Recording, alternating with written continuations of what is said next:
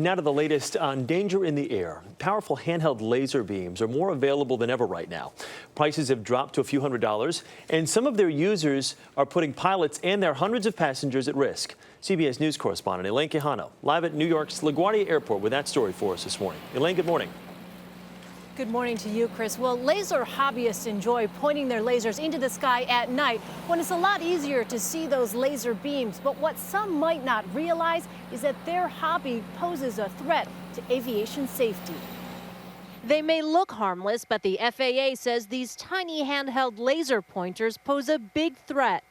Perpetrators on the ground aim the lasers at aircraft flying at low altitudes, most often during takeoffs and landings, a flight's most critical time. It's comparable to a flashbulb being set off in your face. Ryan Miller has been flying helicopters for the Austin, Texas Police Department for 4.5 years. In that time, he says he's been blinded by a laser beam 6 times. We don't have an autopilot. We can't just take our hands off the controls and let the aircraft fly until we're okay. On Wednesday, a 14-year-old was arrested in Los Angeles, suspected of pointing a small green laser at a jet headed to Los Angeles International Airport. According to the FAA, the number of laser incidents at airports across the country has risen dramatically, from just over 1,500 in 2009 to more than 2,800 last year. That translates to an average of 7 cases a night, including this case in 2009.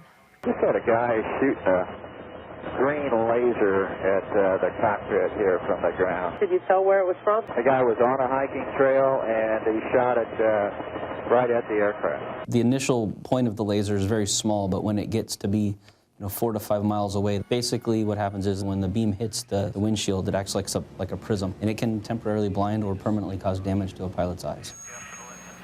Now, so far, no crashes have been attributed to a laser's interference, but aviation officials and lawmakers are so concerned they're considering legislation that would make the act of pointing a laser beam at an aircraft a federal offense, punishable by up to 5 years in prison.